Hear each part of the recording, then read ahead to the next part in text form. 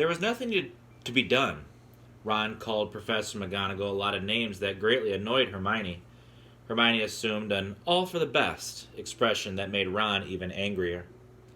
And Harry had to endure everyone in the class talking loudly and happily about what they were going to do first, once they got into Hogsmeade. "There's always the feast," said Ron in an effort to cheer Harry up. "You know, the Halloween feast in the evening." "Yeah," said Harry gloomily. "Great." The Halloween feast was always good, but it would taste a lot better if he was coming to it after a day in Hogsmeade with everyone else. Nothing anyone said made him feel any better about being left behind. Dean Thomas, who was good with the quill, had offered to forge Uncle Vernon's signature on the form, but as Harry had already told Professor McGonagall he hadn't had it signed, that was no good. Ron half-heartedly suggested the invisibility cloak, but Hermione stamped on that one, reminding Ron what Dumbledore had told them about the Dementors being able to see through them. Percy had what were possibly the least helpful words of comfort. "They make a fuss about Hogsmeade, but I assure you, Harry, it's not all it's cracked up to be," he said seriously. "All right, the sweet shop's rather good, and Zonko's joke shop's frankly dangerous, and yes, the Shrieking Shack's always worth a visit, but really, Harry, apart from that, you're not missing anything." On Halloween morning, Harry awoke with the rest and went down to breakfast, feeling thoroughly depressed, though doing his best to act normally. "We'll bring you lots of sweets back from Honeydukes," said Hermione, looking desperately sorry for him. "Yeah, loads," said Ron. He and Hermione had finally forgotten their squabble about Crookshanks in the face of Harry's difficulties. "Don't worry about me," said Harry in what he hoped was an offhand voice. "I'll see you at the feast. Have a good time." He accompanied them to the entrance hall where Filch, the caretaker, was standing inside the front doors, checking off names against a long list, peering suspiciously into every face, and making sure that no one was sneaking out who shouldn't be going. "Staying here, Potter?" shouted Malfoy, who was standing in line with Crabbe and Goyle. "Scared of passing the Dementors?" Harry ignored him and made his solitary way up the marble staircase through the deserted corridors and back to Gryffindor Tower. "Password?" said the lady, jerking out of a doze. "Fortuna Major," said Harry listlessly. The portrait swung open, and he climbed through the hole into the common room. It was full of chattering first and second years, and a few older students who had obviously visited Hogsmeade so often the novelty had worn off. "Harry! Harry! Hi, Harry!" It was Colin Creevey, a second year who was deeply in awe of Harry and never missed an opportunity to speak to him. "Aren't you going to Hogsmeade, Harry? Why not? Hey," Colin looked eagerly around at his friends. "You can come and sit with us if you like, Harry." No thanks, Colin," said Harry, who wasn't in the mood to have a lot of people staring avidly at the scar on his forehead. I've got to go to the library. Got to get some work done." After that, he had no choice but to turn right around and head back out of the portrait hole again. "What was the point of waking me up?" the fat lady called grumpily after him as he walked away. Harry wandered dispiritedly toward the library, but halfway there he changed his mind. He didn't feel like working. He turned around and came face to face with Filch, who had obviously just seen off the last of the Hogsmeade visitors. "What are you doing?" Filch snarled suspiciously. "Nothing," said Harry truthfully. "Nothing?" spat Filch, his jowls quivering unpleasantly. "A likely story. Sneaking around on your own. Why aren't you and Hogsmeade buying stink pellets and belch powder and whizzing worms like the rest of your nasty little friends?" Harry shrugged. "Well, get back to your common room where you belong," snapped Filch, and he stood glaring until Harry had passed out of sight. But Harry didn't go back to the common room. He climbed a staircase, thinking vaguely of visiting the owlery to see Hedwig, and was walking along another corridor when a voice from inside one of the rooms said, "Harry?" Harry doubled back to see who had spoken, and met Professor Lupin. looking around his office door. "What are you doing?" said Lupin, though in a very different voice from Filch. "Where are Ron and Hermione?" "Hogsmeade," said Harry in a would-be casual voice. "Ah," said Lupin. He considered Harry for a moment.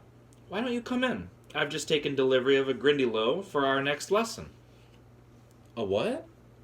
said Harry. He followed Lupin into his office. In the corner stood a very large tank of water. A sickly green creature with sharp little horns had its face pressed against the glass, pulling faces and flexing its long, spindly fingers. "Water demon," said Lupin, surveying the Grindylow thoughtfully. "We shouldn't have much difficulty with him, not after the Kappas. The trick is to break his grip. You notice the abnormally long fingers? Strong, but very brittle."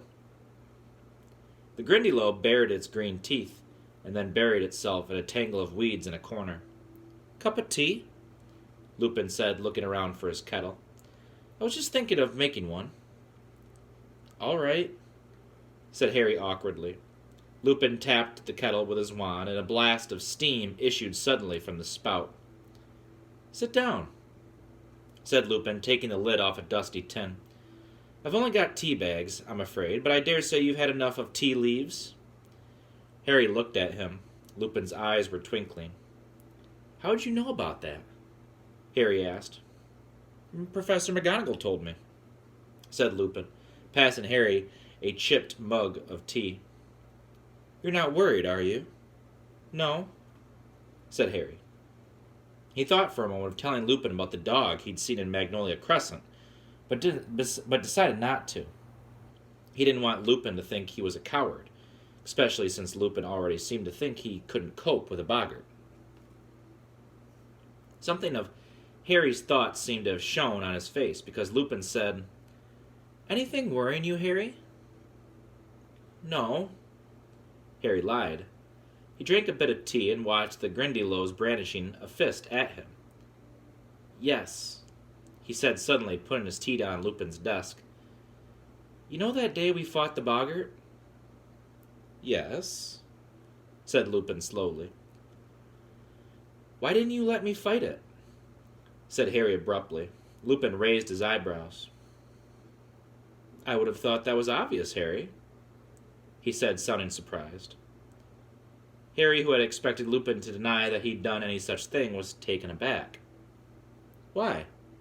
he said again.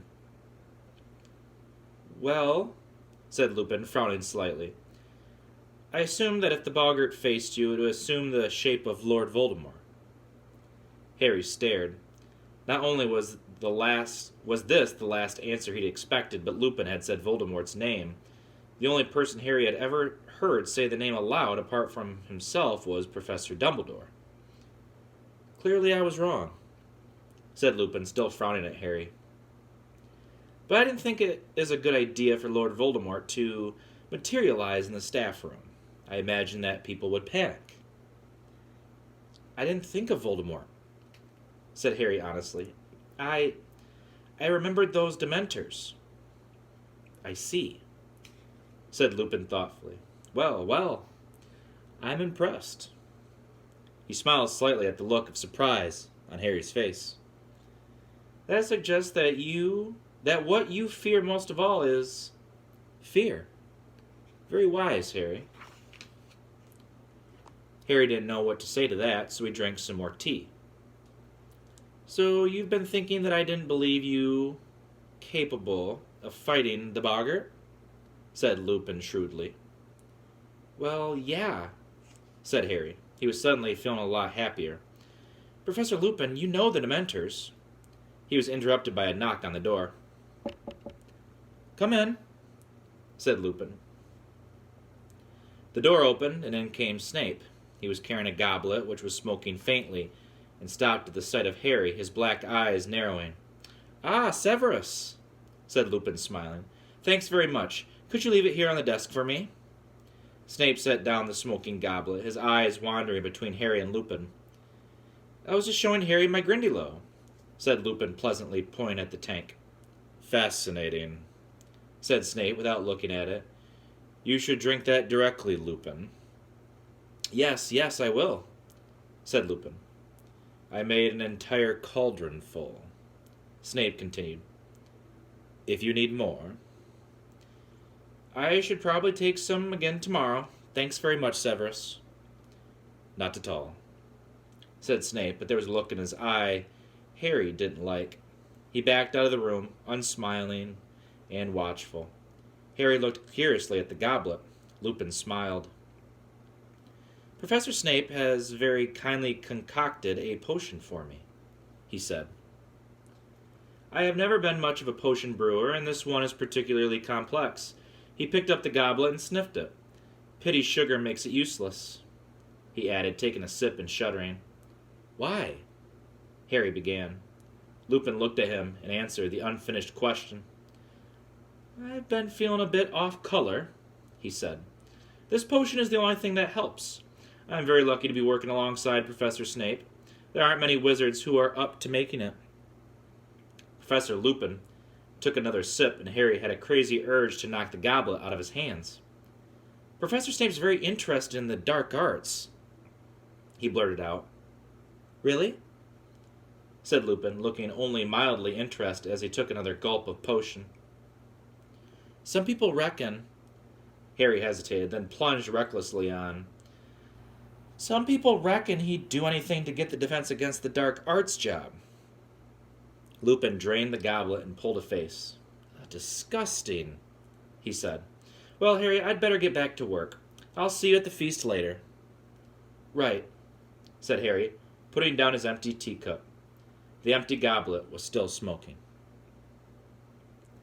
There you go, said Ron. We've got as much as we could carry. A shower of brilliantly colored sweets fell into Harry's lap. It was dusk, and Ron and Hermione had just turned up in the common room, pink-faced from the cold wind and looking as though they'd had the time of their lives.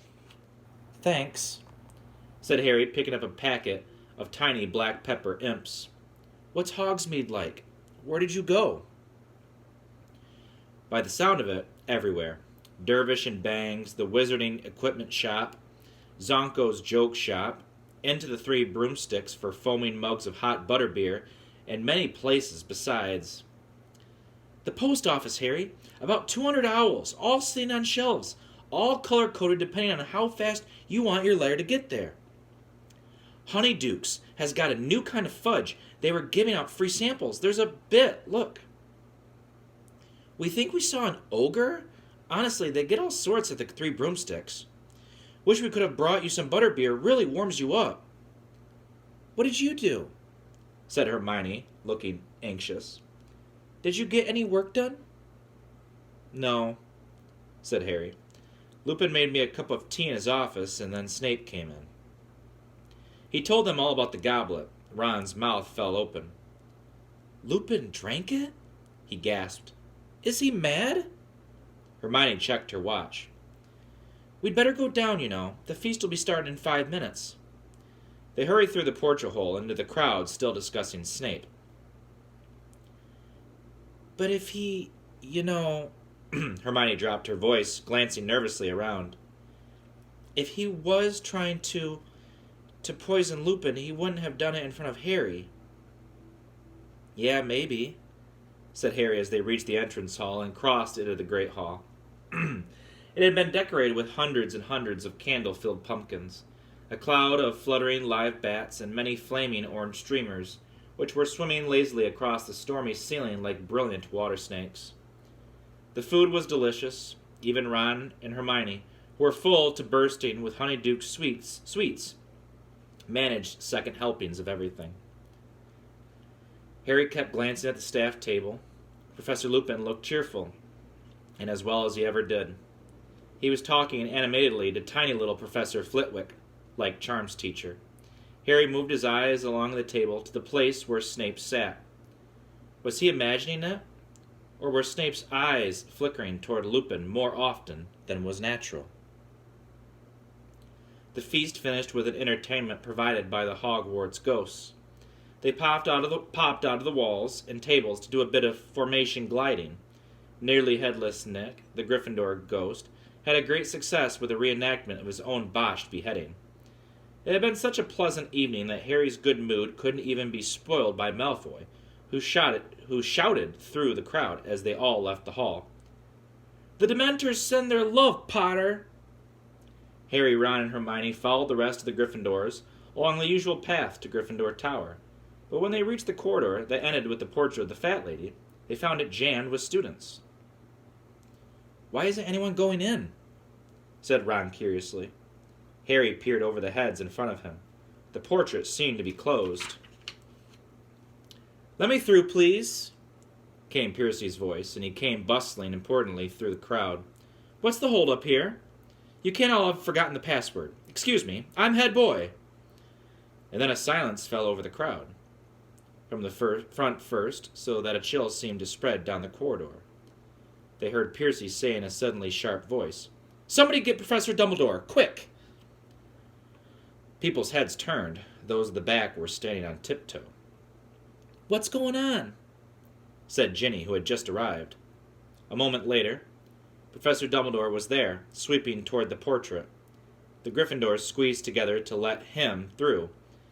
And Harry, Ron, and Hermione moved closer to see what the trouble was. "Oh my!" Hermione grabbed Harry's arm. The Fat Lady had vanished from her portrait, which had been slashed so viciously that strips of canvas littered the floor. Great chunks of it had been torn away completely.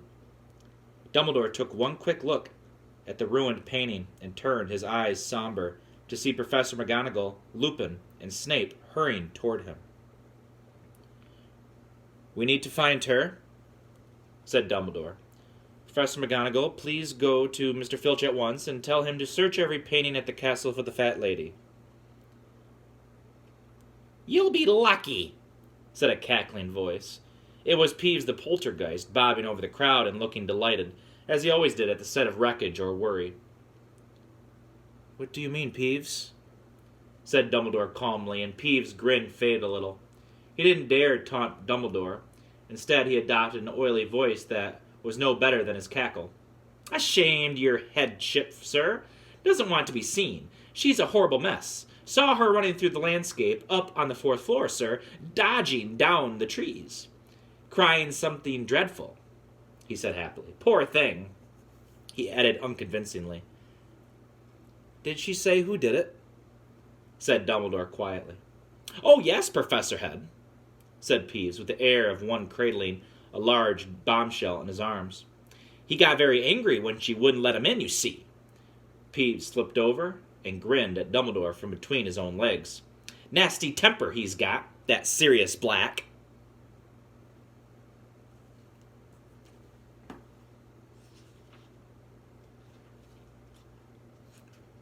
Okay, that's the end of Chapter 8. And we are going to move on to Chapter 9. And Chapter 9's title is called Grim Defeat. I will see you kids in the next Harry Potter video. We are left with a bit of a cliffhanger there. The woman who guards the Gryffindor Common House has been mysteriously disappeared, and Peeves the Poltergeist said it was Sirius Black. So let's find out what happens next. Happy reading, kids.